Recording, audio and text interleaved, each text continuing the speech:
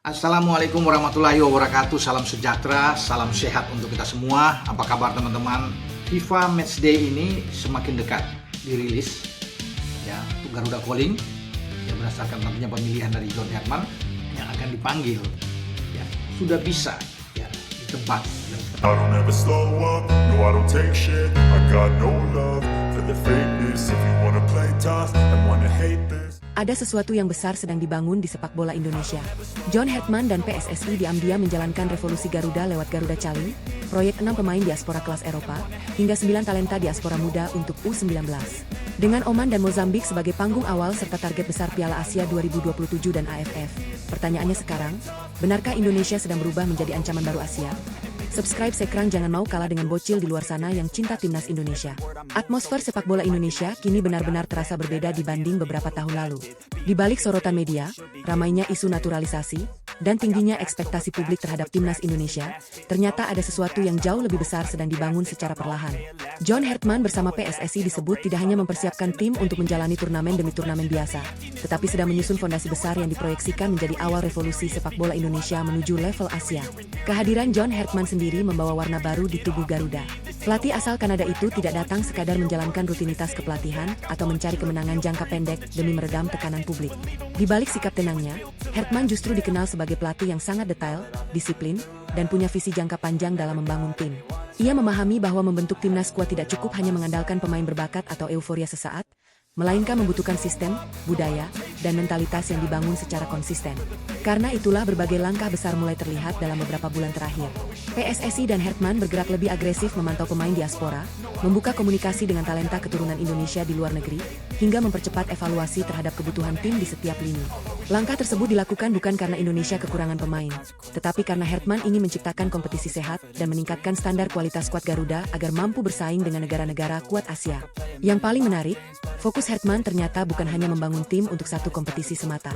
Ia disebut sedang menyiapkan kerangka besar yang tidak berhenti di Piala Asia 2027 saja, tetapi menjadi pondasi jangka panjang bagi masa depan sepak bola Indonesia.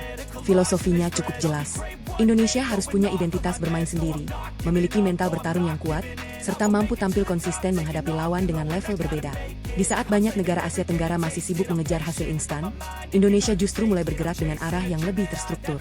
Herdman ingin Garuda dikenal sebagai tim yang agresif, modern, disiplin, dan sulit ditebak lawan. Bukan lagi tim yang hanya mengandalkan semangat dan dukungan supporter, tetapi tim dengan sistem permainan matang serta kedalaman skuad yang mampu menjaga kualitas sepanjang turnamen.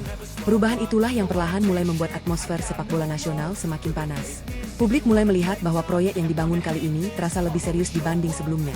Karena revolusi yang disusun Herdman tidak hanya menyentuh skuad senior, tetapi juga mulai menjalar hingga pembinaan usia muda, kultur tim, hingga cara pemain memandang lambang Garuda di dada mereka. Dan mungkin inilah yang mulai membuat Asia perlahan melirik Indonesia dengan cara berbeda. Sebab di balik semua sorotan dan pembahasan yang ada, Garuda tampaknya tidak lagi sekadar bermimpi besar, tetapi sedang benar-benar membangun kekuatan baru untuk naik ke level yang lebih tinggi. Atmosfer sepak bola nasional semakin memanas setelah momen yang paling ditunggu akhirnya datang. Garuda Calling resmi diumumkan. John Herdman bersama tim pelatih memanggil total 44 pemain untuk skuad sementara timnas Indonesia jelang FIFA Matchday melawan Oman dan Mozambik bulan Juni nanti. Daftar ini masih bersifat sementara, namun sudah cukup untuk menunjukkan arah besar proyek yang sedang dibangun Herdman bersama PSSI. Di posisi penjaga gawang, Herdman tetap memanggil kombinasi pengalaman dan regenerasi.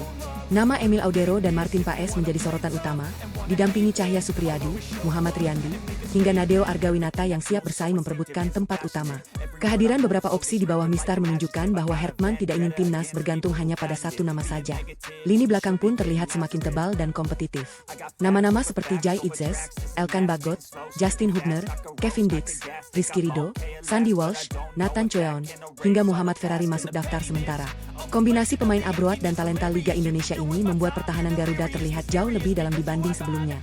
Bahkan publik mulai membayangkan bagaimana kuatnya lini belakang Indonesia bila seluruh pemain berada dalam kondisi terbaik. Di sektor tengah, Herdman menghadirkan campuran pengalaman dan kreativitas. Marcelino Ferdinand, Ivar Jenner, Joey Pelupesi, Mark Klok, Ricky Kambuaya, Witan Sulaiman, Sadil Ramdhani, hingga talenta muda seperti Raihan Hanan dan Arhan Fikri mendapat panggilan. Ini memperlihatkan bahwa Herdman ingin lini tengah Indonesia bukan hanya pekerja keras, tetapi juga mampu mengontrol tempo serta membangun permainan lebih modern. Sementara itu di lini depan, persaingan dipastikan makin panas. Ula Romeni, Ragnar Oratmangoen, Jens Raven, Mauro Zijostra, Ramadan Sananta, Beckham Putra, hingga Yakob Sayuri masuk daftar Garuda Caling kali ini. Nama-nama tersebut membuat publik semakin penasaran karena Hertman sebelumnya memang disebut tengah merancang lini serang baru dengan intensitas tinggi dan variasi serangan yang lebih tajam. Yang membuat daftar ini semakin menarik adalah satu pesan yang perlahan mulai terlihat. Hertman tampaknya tidak sedang membangun tim berdasarkan popularitas atau status semata. Ia membangun skuad berdasarkan kebutuhan taktik, kedalaman tim, dan masa depan jangka panjang Garuda. Dan dengan 44 nama yang kini dipanggil, satu pertanyaan besar mulai muncul di kalangan supporter. Apakah ini wajah awal timnas Indonesia terkuat era baru menjelang Oman, Mozambik, dan Piala Asia 2027? Kabar yang beredar menyebutkan bahwa 6 pemain diaspora masih menjadi bagian penting dalam rencana besar tersebut. Hertman disebut ingin membentuk skuad dengan kualitas merata di setiap lini agar Garuda tidak lagi bergantung pada 1 atau 2 pemain saja ketika menghadapi lawan besar seperti Jepang, Qatar, maupun Thailand. Langkah ini tentu bukan tanpa alasan. Dalam sepak bola modern, kedalaman skuad menjadi salah satu faktor utama yang membedakan tim besar dengan tim yang hanya sesaat bersinar. Hertman memahami betul bahwa Indonesia membutuhkan lebih banyak opsi pemain dengan kualitas internasional agar mampu menjaga performa sepanjang turnamen, terutama ketika menghadapi jadwal padat dan tekanan pertandingan level Asia. Karena itulah 6 pemain diaspora yang masuk radar disebut dipilih berdasarkan kebutuhan taktik, bukan sekadar popularitas atau nama besar. Hertman ingin setiap lini memiliki persaingan sehat dan kualitas yang seimbang. Mulai dari sektor pertahanan, lini tengah, hingga serangan dipersiapkan agar Garuda memiliki banyak alternatif permainan dan tidak mudah dibaca lawan. Beberapa nama yang ramai dikaitkan dengan proyek ini pun terus menjadi bahan pembicaraan supporter. Ada pemain bertipe back modern yang kuat dalam duel dan build-up, gelandang dengan visi bermain Eropa, hingga penyerang cepat yang mampu memberi variasi serangan baru bagi timnas Indonesia. Kehadiran mereka diakini dapat menambah dimensi permainan Garuda yang selama ini terus dikembangkan Hertman. Menariknya lagi, proyek diaspora kali ini disebut berbeda dibanding sebelumnya. Hertman tidak hanya mencari pemain dengan darah Indonesia, tetapi juga pemain yang benar-benar punya komitmen, mental bertarung, dan kesiapan beradaptasi dengan kultur timnas. Karena menurutnya, mengenakan lambang Garuda bukan sekadar soal status WNI, tetapi soal rasa lapar dan kesiapan berjuang bersama tim. Dan kini, setelah Garuda Caling mulai diumumkan dan FIFA Matchday semakin dekat, perhatian publik semakin tertuju pada satu pertanyaan besar. Apakah 6 pemain diaspora itu akan menjadi kepingan terakhir yang menyempurnakan revolusi timnas Indonesia di era John Hertman? Di tengah ramainya Garuda Caling dan persiapan menuju FIFA Matchday, perhatian publik kini tertuju pada satu pembahasan yang terus memanas. Siapa saja pemain diaspora yang disebut siap membela Indonesia dalam waktu dekat? Meski belum semuanya diumumkan secara resmi, sejumlah nama mulai ramai dikaitkan dengan proyek besar John Hertman dan PSSI demi memperkuat skuad Garuda menuju Piala Asia 2027. Di sektor pertahanan, nama Pascal Struijk terus menjadi sorotan. Back bertipe modern dengan postur kuat dan kemampuan membaca permainan itu dinilai bisa menjadi tambahan besar untuk lini belakang Indonesia. Selain itu ada Tristan Gojjer, pemain muda yang dikenal fleksibel bermain sebagai bek kanan maupun bek tengah dan dianggap cocok dengan gaya permainan cepat yang sedang dibangun Hertman. Bergerak ke area serangan, nama Luke Vicario mulai ramai dibahas supporter karena karakter bermainnya yang cepat dan agresif dari sisi lapangan. Hertman disebut menyukai pemain dengan mobilitas tinggi seperti ini karena mampu membuka ruang dan membantu pressing sejak lini depan. Bersama Luke, muncul pula nama Dion Zandenberg yang diproyeksikan menjadi opsi penyerang dengan naluri gol dan pergerakan aktif di kotak penalti lawan. Yang tak kalah menarik tentu pembahasan soal Jenson Seelf.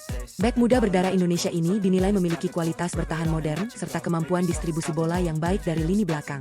Kehadirannya bisa menambah kedalaman skuad Garuda yang kini mulai dipenuhi pemain dengan pengalaman sepak bola Eropa. Sementara itu satu nama yang paling sering memancing rasa penasaran publik adalah Michel Lebiake. Penyerang yang mulai dijuluki sebagian supporter sebagai mesin gol baru ini disebut memiliki finishing tajam serta karakter striker yang berani duel dan aktif mencari ruang. Karena itulah namanya terus dikaitkan sebagai bagian dari rencana besar Hertman untuk membangun lini depan yang lebih mematikan. Namun sampai saat ini, seluruh pembahasan tersebut masih terus dinantikan kepastian resminya. Karena dalam proyek sebesar ini, Hertman tampaknya tidak ingin bergerak terburu-buru.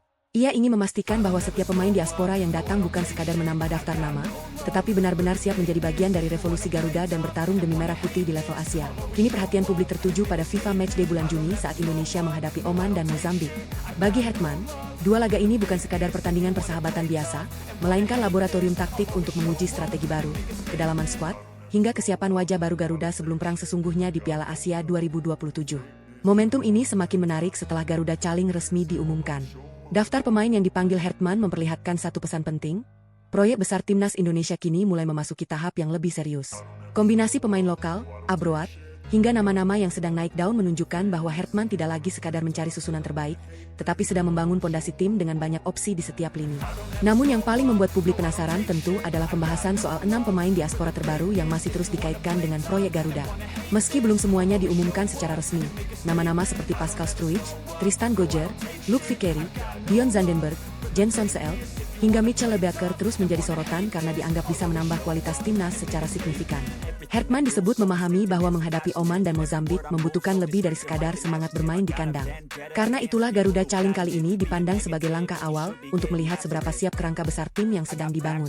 Jika beberapa pemain diaspora baru mampu bergabung dalam waktu dekat, Indonesia diperkirakan akan memiliki kedalaman skuad yang jauh lebih kuat dibanding agenda FIFA Matchday sebelumnya.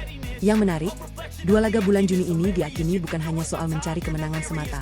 Hertman diperkirakan akan mencoba banyak kombinasi permainan, termasuk kemungkinan membangun chemistry antara pemain senior dengan tambahan tenaga diaspora yang sedang diproyeksikan masuk skuad. Di lini belakang, pertahanan modern dan build-up cepat mulai disiapkan. Di lini tengah, rotasi dan kontrol permainan menjadi fokus. Sedangkan di lini depan, publik menunggu apakah trio penyerang baru bersama Ula Romeni benar-benar akan mulai diuji. Dan disinilah Garuda Caling terasa berbeda dibanding sebelumnya. Karena daftar pemain yang diumumkan hari ini bukan sekadar kumpulan nama, melainkan potongan puzzle dari revolusi besar yang sedang dibangun John Hertman. Jika 6 pemain diaspora itu benar-benar merapat dan strategi baru mulai berjalan saat melawan Oman serta Mozambik, maka FIFA Matchday Juni nanti bisa menjadi awal lahirnya wajah baru timnas Indonesia yang selama ini ditunggu para supporter. Semakin dekatnya FIFA Matchday membuat suasana di sekitar timnas Indonesia terasa makin panas. John Hertman kini disebut mulai memasuki tahap paling penting dalam proyeknya, yakni menyusun wajah baru Garuda dengan kombinasi pemain Garuda Caling dan potensi tambahan 6 pemain diaspora terbaru. Karena bagi Hertman, membangun tim besar bukan hanya soal mengumpulkan pemain bagus, tetapi memastikan semua kepingan bisa menyatu dalam satu sistem permainan yang jelas. Kehadiran nama-nama baru di Garuda Caling memberi Hertman lebih banyak ruang untuk bereksperimen. Indonesia kini tidak lagi hanya memiliki satu pendekatan permainan. Lawan Oman misalnya, Hertman diperkirakan bisa mencoba pendekatan yang lebih disiplin dengan fokus organisasi bertahan dan transisi cepat. Sedangkan menghadapi Mozambik yang dikenal punya kecepatan dan fisik kuat, Garuda mungkin akan bermain lebih agresif dengan pressing tinggi serta rotasi cepat antar lini. Disinilah 6 pemain diaspora terbaru dianggap bisa memberi dampak besar. Hertman ingin menciptakan skuad dengan kualitas merata agar ketika satu pemain absen, Indonesia tetap memiliki pelapis dengan standar permainan yang tidak jauh berbeda. Filosofi ini selama bertahun-tahun menjadi salah satu kekuatan tim-tim besar Asia dan kini perlahan mulai coba diterapkan di Garuda. Sorotan besar tentu mengarah ke lini depan. Setelah sebelumnya muncul pembahasan soal trio penyerang untuk membantu Ula Romeni, publik ini mulai penasaran apakah FIFA Matchday nanti akan menjadi panggung awal kombinasi baru yang sedang dirancang Hertman. Karena dalam sepak bola modern, kemenangan seringkali lahir bukan hanya dari pemain bintang, tetapi dari chemistry dan efektivitas sistem yang dimainkan bersama. Sementara itu di lini belakang, kabar pulihnya Jai Itzes serta hadirnya banyak opsi defender membuat Hertman mulai memiliki kemewahan yang sebelumnya jarang dimiliki timnas Indonesia. Persaingan posisi kini menjadi lebih sehat dan memberi kesempatan bagi tim pelatih memilih pemain berdasarkan kebutuhan taktik, bukan sekadar karena keterbatasan stok pemain. Dan mungkin inilah yang mulai membuat optimisme publik meningkat. Sebab Garuda Caling kali ini terasa berbeda. Ditambah proyek 6 diaspora yang terus bergerak, Indonesia perlahan mulai menunjukkan bahwa mereka tidak lagi sekadar mempersiapkan pertandingan bulan Juni, tetapi sedang membangun tim yang diproyeksikan mampu bersaing lebih jauh di Piala Asia 2027 dan membuat Asia mulai memandang Garuda dengan rasa waspada yang baru. Di saat perhatian publik tertuju pada revolusi timnas senior bersama John Hertman, proyek besar ternyata juga sedang bergerak di level usia muda. Timnas Indonesia U19 di bawah kepelatihan Nova Arianto kini disebut mendapat suntikan kekuatan baru dengan hadirnya 9 pemain diaspora muda yang mulai mengikuti agenda training camp atau TC jelang persiapan Piala AFF U19. Langkah ini memperlihatkan bahwa PSSI tidak ingin pembangunan sepak bola Indonesia berhenti hanya di level senior. Justru fondasi jangka panjang mulai dibangun dari Garuda Muda agar regenerasi pemain berjalan lebih kuat dan berkesinambungan. Nova Arianto dipercaya menjadi sosok penting untuk menyeleksi sekaligus membentuk karakter tim yang nantinya bisa menjadi tulang punggung Indonesia di masa depan. Kehadiran 9 pemain diaspora tersebut langsung memanaskan persaingan di dalam skuad. Mereka datang membawa pengalaman akademi luar negeri, gaya bermain berbeda, serta kualitas teknik yang diharapkan mampu meningkatkan level permainan Garuda Muda. Namun Nova disebut tetap tegas, tidak ada jaminan tempat utama bagi siapapun. Semua pemain, baik lokal maupun diaspora, harus membuktikan kualitas lewat kerja keras di lapangan latihan. Beberapa nama diaspora muda mulai ramai diperbincangkan karena dianggap memiliki potensi besar untuk memperkuat Indonesia di Piala AFF U19. Kehadiran pemain bertipe bek modern, gelandang kreatif, hingga penyerang cepat membuat skuad U19 diprediksi memiliki kedalaman yang lebih baik dibanding sebelumnya. Kombinasi ini diakini bisa memberi Nova lebih banyak opsi ketika menghadapi lawan-lawan kuat Asia Tenggara. Yang menarik, proyek U19 ini juga disebut sejalan dengan filosofi besar yang sedang dibangun Hertman di tim senior. Artinya, Garuda Muda mulai diarahkan memiliki identitas bermain yang sama, agresif, disiplin, cepat dalam transisi, dan berani menekan lawan sejak awal pertandingan. Dengan sistem seperti ini, pemain muda nantinya diharapkan tidak mengalami kesulitan saat naik level ke U23 maupun timnas senior. Dan kini satu pertanyaan mulai ramai dibahas supporter, dengan tambahan 9 pemain diaspora muda serta dukungan penuh dari PSSI. Apakah timnas U19 Nova Arianto akan datang ke AFF bukan sekadar sebagai peserta, tetapi sebagai skuad mewah yang siap memburu gelar juara dan membuat rival Asia Tenggara mulai waspada terhadap generasi baru Garuda? Dengan tambahan 9 pemain diaspora muda dan agenda TC yang mulai berjalan, target timnas Indonesia U19 ternyata tidak main-main. Nova Arianto bersama tim pelatih disebut tidak ingin Garuda Muda datang ke AFF hanya untuk mencari pengalaman atau sekadar bersaing. Kali ini target yang dibawa jauh lebih besar, juara. Ambisi tersebut lahir karena PSSI mulai melihat bahwa kualitas pemain muda Indonesia perlahan mengalami peningkatan dan harus dibarengi dengan mental pemenang sejak usia dini. Nova Arianto sendiri memahami bahwa target tinggi tentu datang bersama tekanan besar. Namun baginya, tekanan justru bagian dari proses membentuk karakter. Ia ingin para pemain terbiasa bermain dengan ekspektasi tinggi, karena sepak bola level internasional menuntut mental yang kuat, bukan hanya teknik semata. Filosofi ini membuat TC kali ini berjalan lebih serius dengan fokus pada disiplin, intensitas latihan, dan chemistry antar pemain. Kehadiran 9 pemain diaspora muda pun dipandang sebagai tambahan energi baru bagi Garuda Muda. Persaingan posisi kini menjadi jauh lebih ketat. Tidak ada lagi pemain yang merasa aman dengan status atau nama besar. Semua harus membuktikan kualitas lewat performa latihan dan kesiapan menjalankan instruksi tim pelatih. Situasi ini justru dianggap sehat karena mampu mendorong standar permainan tim semakin naik. Yang membuat publik semakin antusias adalah kemungkinan lahirnya salah satu skuad U19 paling kompetitif yang pernah dimiliki Indonesia. Perpaduan pemain lokal bertalenta dengan diaspora muda yang memiliki pengalaman sepak bola luar negeri membuat Nova kini memiliki lebih banyak variasi permainan. Dari lini belakang hingga serangan, Garuda Muda mulai diproyeksikan tampil lebih modern dan agresif. Dan tentu saja, rival-rival Asia Tenggara mulai masuk dalam radar. Vietnam, Thailand, hingga Malaysia dipastikan tetap menjadi lawan berat. Namun kali ini suasananya terasa berbeda. Indonesia tidak lagi sekadar berharap keajaiban atau bergantung pada satu pemain saja. Dengan persiapan yang lebih matang dan skuad yang semakin dalam, Garuda Muda mulai membawa aura baru. Aura tim yang datang ke AFF dengan rasa percaya diri dan target besar untuk mengangkat trofi. Kini pertanyaan besarnya mulai muncul di kalangan supporter. Akankah timnas U19 era Nova Arianto benar-benar menjadi skuad paling mematikan di AFF dan siap mengirim pesan keras kepada rival-rival Asia Tenggara bahwa generasi baru Garuda telah lahir?